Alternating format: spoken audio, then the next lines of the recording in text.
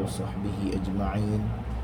قال رب اشرح لي صدري ويسر لي أمري واحلل عقدة من لساني يفقه قولي. رب يسر ولا تعسر، رب تمم بالخير، ولا حول ولا قوة إلا بالله العلي العظيم. وصلى الله على سيدنا محمد وعلى آله وصحبه وبارك وسلم، والحمد لله رب العالمين. أما بعد. Alhamdulillah, syukur kepada Allah Subhanahu wa taala. Pada hari ini kita akan sama-sama mempelajari satu bab yang disebut dengan nama bab Mad Iwad. Mad Iwad. Okey. Mad Iwad adalah satu bab yang tidaklah begitu serius, sebab kesemua kita mengetahui akan cara membacanya. Cuma daripada segi teori ataupun daripada aspek bagaimanakah ia terjadi, maka di sini kita akan lihat daripada sudut akademik ataupun daripada sudut teori bagaimana mad iwad ini terjadi. Baiklah, kita kena tahu apakah itu yang dimaksudkan oleh perkataan iwad. Perkataan iwad ini bermaksud gantian. Gantian. Apabila kita menyebut namanya mad iwad, sudah pasti ia berkaitan dengan tanwin. Tanwin baris apa? Ingat, mad iwad dia ada kaitan dengan tanwin berbaris atas yang waqaf. Ia ada kaitan dengan tanwin berbaris dua di atas, tanwin baris atas dua yang waqaf, yakni yang kita berhentikan dia. Baiklah, mari sama-sama kita melihat apakah itu mad iwad. Mad iwad terjadi apabila waqaf. Apa? Mad iwad terjadi apabila waqaf. Waqaf ni maksudnya apa? Apabila sesuatu ayat itu berhenti. Berhenti kat situ, ataupun berhentilah, mati kat situ, pada huruf yang bertanwin mansub. Pada huruf yang bertanwin mansub. Apa maksud bertanwin mansub? Maksudnya tanwin dua di atas, yang bertanwin dua di atas. Pada huruf yang bertanwin dua di atas, kecuali ta marbutah. Tahu ta marbutah? Yakni ta yang bentuknya bulat macam ha, tetapi ada titik dua di atas. Itu namanya ta marbutah. InsyaAllah sama-sama kita akan lihat nanti kepada nota kita. Okey, tak apa, kita baca dulu. Dinamakan mad iwad kerana huruf mad ketika waqaf, yakni huruf mad ketika mati tadi, tersebut adalah gantian. Yakni asalnya huruf itu dibaca jelas ataupun didengungkan, tetapi diganti dengan huruf mad iwad daripada tanwin mansub tadi. Nanti kita jelaskan juga yang ini. Mad iwad wajib dibaca dua harakat, kerana ia adalah sebahagian daripada mad asli. Mad asli. Okey, tapi cuma kaedah ataupun daripada sudut hukum dia adalah mad iwad, tetapi dibaca dengan dua harakat. Kerana bila dia mad waqaf, dia akan dibaca dua harakat kerana dia sebahagian daripada mad asli. Baiklah, di sini saya akan terangkan bagaimanakah terjadinya mad iwad tadi.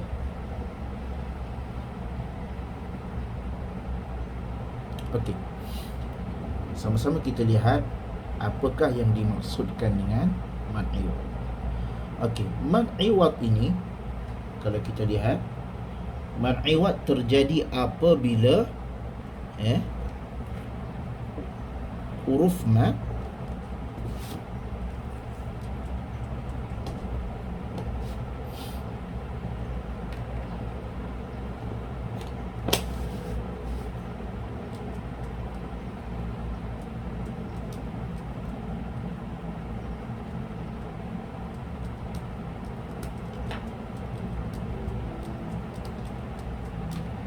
apabila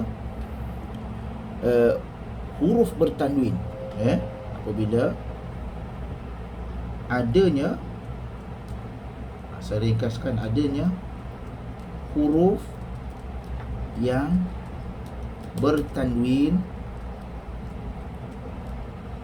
mansub, ya. Yakni maksudnya tanwin dua di atas. Tanwin dua di atas, waqaf padanya. Waqaf padanya. Kecuali ta marbutah. Kecuali ta marbutah. Ini kaedah mad iwad. Kalau kita lihat mad iwad terjadi apabila adanya huruf yang bertanwin mansub. Adanya huruf yang bertanwin mansub, yakni tanwin dua di atas, waqaf padanya. Yang waqaf padanya kecuali ta marbutah. Okey. Kalau kita lihat di dalam Al-Quran, ya. Saya bagi satu contoh. Contohnya, kalau kita lihat di dalam Al-Quran, ada beberapa contoh, banyaklah, ya. Banyak contoh yang kita boleh lihat pada surah Al-Baqarah pun ada, insya-Allah. Okey, pada ayat yang pertama saya akan dapatkan.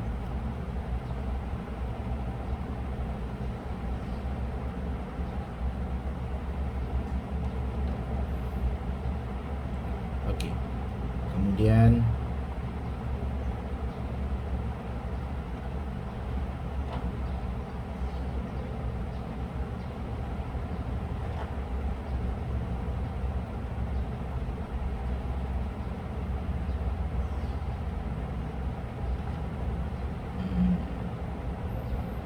okey, kejap,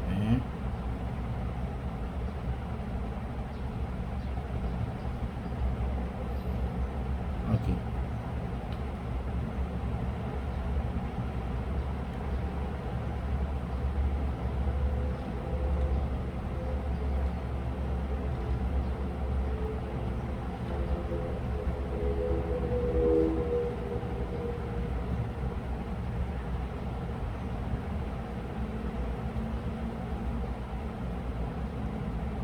Ya.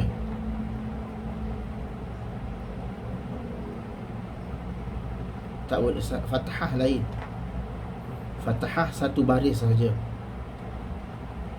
Fathah satu. Fathah baris atas. Kalau tanwin dua baris atas, sama ada fathatain ataupun huruf yang berbaris tanwin dua di atas, dipanggil mansub. Mansub. Okey, kat sini. Nak cari dia susah sikit, sebab nak cari yang sama tu. Okey. Okey. Okey. Saya tunjukkan sedikit kat sini cara dia macam mana. Ada dua kaedah di dalam membaca mad iwad ini. Ada dua kaedah. Hati-hati kalau kita lihat di sini ada dua cara ataupun dua huruf yang berbeza. Okey. Ayat yang pertama dan juga ayat yang kedua. Di sini dia kata mad iwad terjadi apabila adanya huruf yang bertanwin mansub, maknanya tanwin dua di atas. Kita tengok. Adanya huruf yang bertanwin dua di atas, yang waqaf padanya, kecuali ta marbutah. Okey, sekarang kita tengok pada ayat yang pertama. Mathaluhum kamathalil ladzi istawqada naran falamma adaa'at. Sekarang kita berhenti di adaa'at. Itu yang pertama. Tapi dia kata mad iwad terjadi apabila kita berhenti pada huruf yang bertanwin dua di atas. Umpamanya kita berhenti Mathaluhum kamathalil ladzi istawqada nara. Di sini kita berhenti. Kita berhenti pada tawqada nara. Kita berhenti pada ayat yang ini. Berhenti sampai sini. Okey, pada nara ini dikenali dengan nama tanwin mansub. Maka kita berhenti di sini, maka dibacalah dia dengan dua harakat. Kita tak boleh baca dengan perkataan naron ataupun nar, tak boleh. Maknanya dia hanya berlaku yang pertama sekali bila tanwin itu berbaris atas. Macam mana kita nak kenal, nanti kita kenalkan. Okey. Cara mengenal mad iwad. Cara mengenal mad iwad.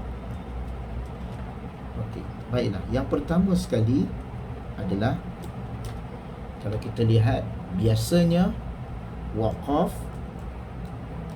pada huruf bertanwin dua di atas sahaja. Bertanwin dua di atas sahaja.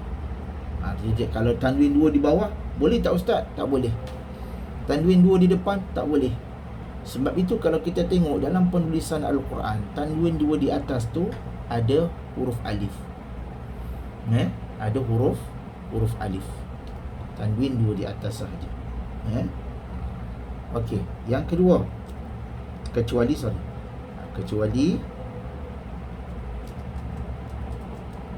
ta marbutah. Ta marbutah tak ada alif lah. Okey, yang kedua, biasanya tanwin dua di atas ni akan ada alif. Biasanya tanwin dua di atas, huruf yang bertanwin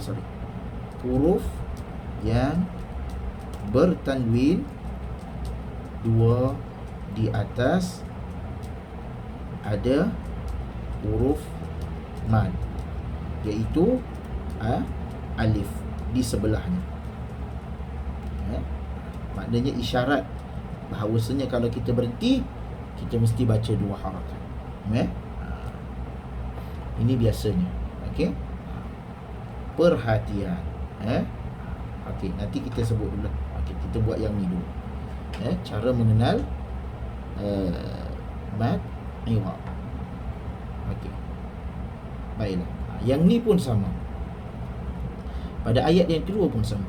Wa amila salihan falahum. Tetapi kalau kita berhenti di sini, wa amila salihah, maka di sini adalah mad iwad. Kita berhenti di sini adalah mad iwad. Okey. Ya.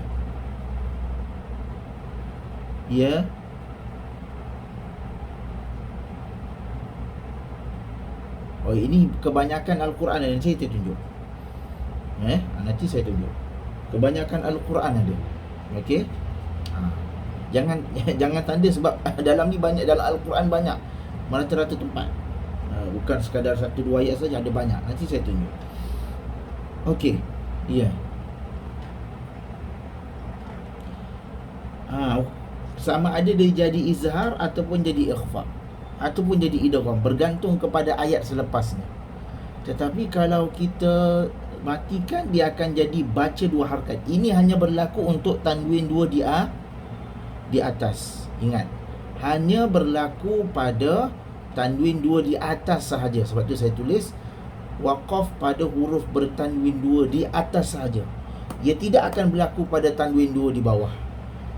Dan ia mesti dibaca dua harakat. Maknanya wajib dibaca dua harakat. Dia tak boleh baca macam idgham, tak boleh, sebab kita dah berhenti kat situ. Wajib dibaca dua harakat Kerana ia sudah jadi sebahagian kaedah bacaan mad asli. Ini dia sudah jadi, bila dia mati dia sudah tak bunyi tanwin, maka dia sudah jadi kaedah bacaan mad asli. Sebab itu dia kata sebahagian daripada mad asli. Sebahagian daripada mad asli maksudnya bila kita waqaf, kita akan buang tanwin tu, kita hanya ambil satu baris saja, maka dia dibaca macam mad asli, 2 harakat. Kita tak boleh kata dia mad asli secara total, secara betul, kerana dia asalnya adalah tanwin bila kita waqaf saja. Sebab kalau mad asli dia betul-betul asli, dia betul-betul 2 harakat, kalau kita waqaf pun dia akan jadi mad asli juga. Contoh, saya ambil contoh. Okey. Nak bezakan mad asli betul dengan sebahagian daripada mad asli. Okey, contohnya. Okey.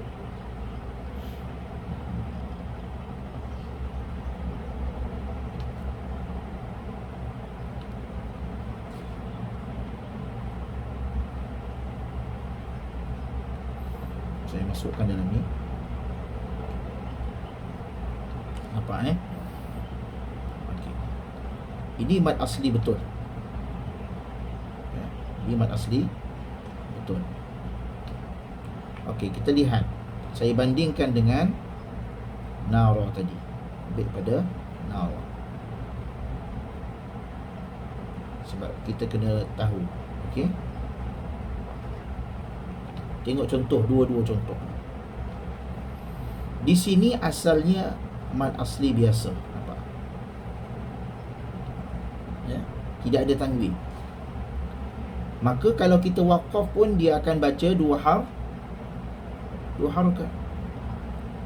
Qalu ud'u lana rabbaka yubayyin lana ma launuha. Okey, kita berhenti jadi 2 harakat. Tapi kalau kita sambung, tadi mana ayatnya? Okey, kita sambung tadi. Okey, kita ambil balik ayat ni tadi. Kalau kita sambung lah, ustaz, saya nak sambung. Macam mana kalau saya nak sambung? Okey, kalau saya nak sambung, dia sama juga, dia akan baca qalu ud'u lana rabbaka yubayyin lana ma launuha qala innahu yaqulu innaha baqarah. Maknanya dia akan baca 2 harakat juga, tak ada beza berhenti dengan sambung. Maka ini namanya mad asli. Memang dia mad asli. Tapi di sini kalau kita lihat pada nota kita, di sini dia berhenti saja, jadi macam mad asli. Bacaan itu jadi mad asli kerana hamzah tu telah dibuang, ambil satu baris saja. Tapi kalau kita sambung, boleh ke kita baca nara falamma? Boleh ke? Tak boleh. Jadi kita kena dengung, kita baca ikhfa. Maka dia tak jadilah mad asli balik, dia akan jadi ikhfa. Sebab itu dia hanya sebahagian daripada mad asli mengikut kaedah bacaan, bukan mad asli betul. Sebab itu hukumnya adalah mad iwad. Sebab dia adalah gantian sahaja. Faham Okey, saya padam semula. Okey. Baiklah. Kenapakah dinamakan mad iwad? Kalau kita lihat pada nota kita, dinamakan mad iwad kerana huruf mad adalah kerana huruf mad ketika waqaf tersebut adalah gantian daripada tanwin mansub. Okey. Kalau kita lihat di sini, kita ambil tadi ayat yang tadi. Okey. Dinamakan mad iwad kerana huruf mad tadi adalah gantian daripada tanwin tadi. Okey. Dinamakan mad iwad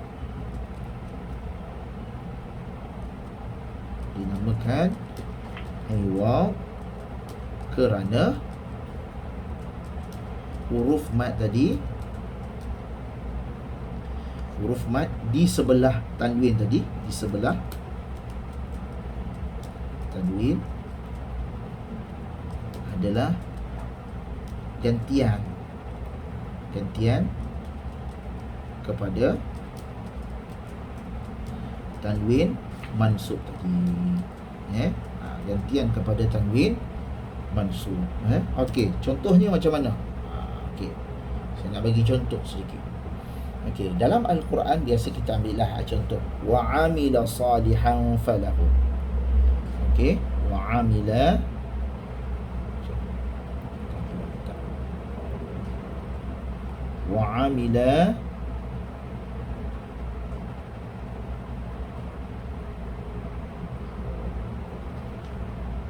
salihan falahu.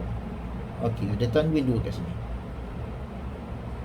Okey, kat sini dia kata dinamakan iwad kerana huruf mad di sebelahnya adalah huruf mad yang di sebelah tanwin. Okey, sekarang huruf mad di sebelah tanwin adalah huruf alif. Dan saya sebut juga dia huruf alif, dan dia huruf alif. Maknanya di sini huruf mad adalah huruf alif. Ini huruf mad. Dia kata huruf mad ni akan menggantikan tanwin tadi. Maknanya tanwin tadi akan dibuang salah satu, digantikan dengan huruf mad. Maka dia akan jadi bacaannya sebeginilah. Dia akan jadi bacaannya sebegini. Wa amila salihah. Dia akan jadi ha macam biasa. Salihah. Dia tak jadi lagi tanwin dua kerana alif tadi telah menggantikan tanwin. Maknanya tanwin tadi dibuang, menggantikan alif. Itu maksudnya. Sebab itu dinamakan iwad kerana huruf mad yang di sebelah tanwin tadi menggantikan tanwin tadi. Sebab itu namanya adalah mad iwad. Sebab dia menggantikan. Okey, baiklah. Dibaca dua harakat. Kalau kita lihat, ada satu contoh lagi. Dia termasuk di dalam hamzah. Hamzah. Dia termasuklah juga hamzah. Perhatian. Saya tulis kat sini dalam nota kan adalah saya buat perhatian.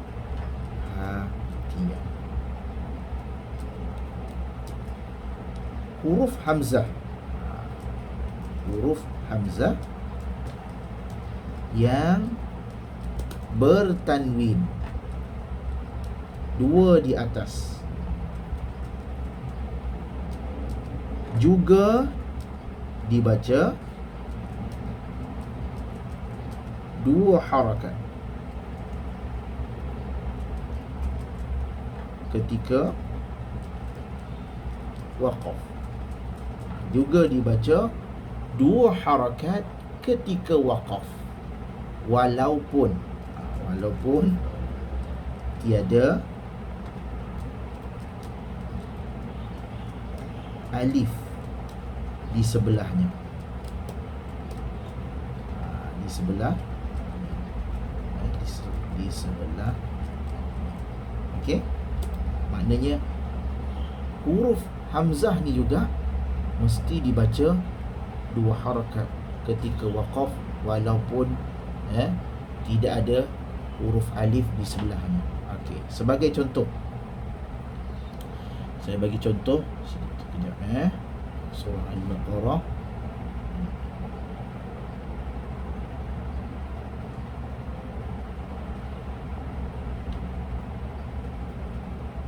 Okey.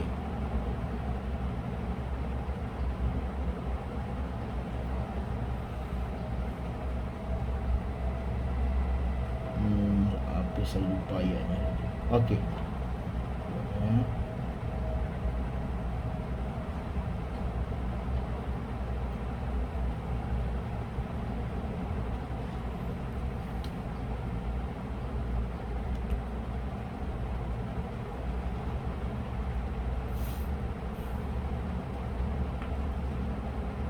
Macam ni kita sekejap, contoh ni, contoh saja. Ni tamarbutah. Ta marbutah ni dia tidak akan Kita tak akan baca antadbahu baqarata, tak ada. Baqarah walaupun tanwin di atas, sebab tu dia kecuali ta marbutah.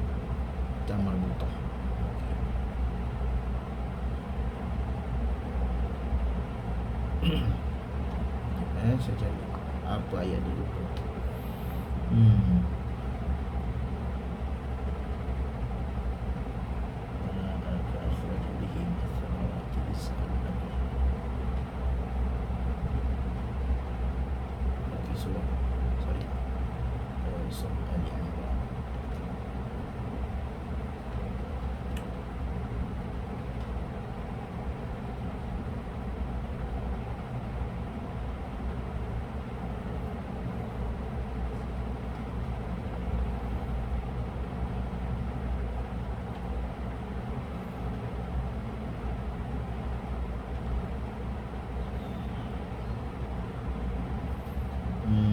Kalau ada nanti saya tunjuk kalau ada, sebab kat sini tak jumpa pula.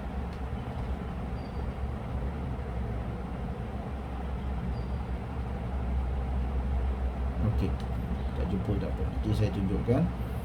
Okey, biasanya kalau ada tanwin hamzah, tanwin dua di atas, biasanya dia akan dibaca dengan bacaan dua harakat. Sama ada ia berlaku ketika waqaf sahaja. Ia berlaku ketika waqaf sahaja, tidak berlaku ketika wasal. Tidak berlaku ketika ayat Al-Quran itu bersama. Okey, contohnya ma fa akhraja bihi. Surah An-Nisa. Ya, surah An-Nisa. Okey.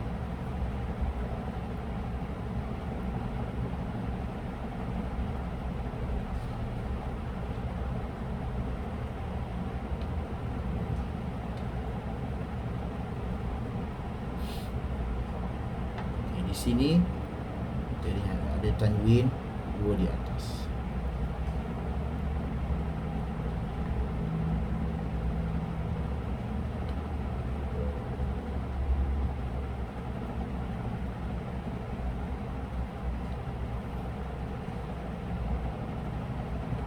Dia mesti dibaca dengan bacaan dua harakat. Dibaca dengan bacaan dua harakat.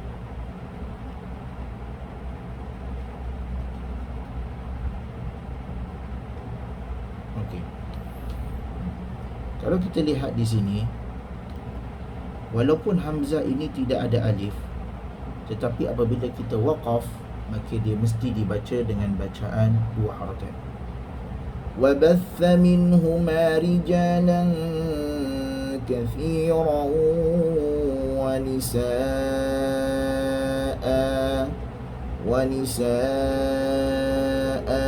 walaupun sebelah dia tidak ada alif. Kalau kita waqaf, hanya berlaku pada hamzah yang bertanwin dua di atas sahaja. Wallahu ta'ala a'lam. Ya, ini pun mad iwad. Kalau ditanya apa hukum dia, hukum dia adalah mad iwad. Okey, wallahu ta'ala a'lam. InsyaAllah, mudah-mudahan ada sesuatu yang bermanfaat pada hari ini.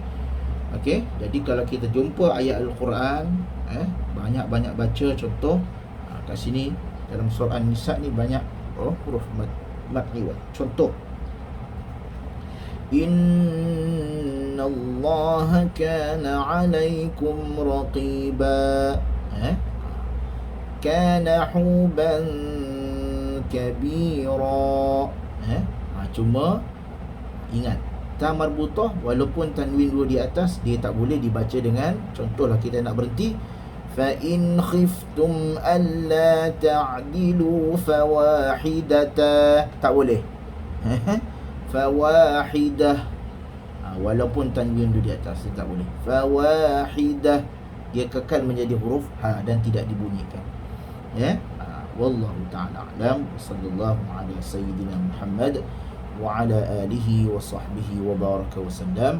Walhamdulillahi rabbil alamin. InsyaAllah kita jumpa lagi pada minggu depan dalam bab mad tamkin. Wallahu ta'ala a'lam. Assalamualaikum warahmatullahi wabarakatuh.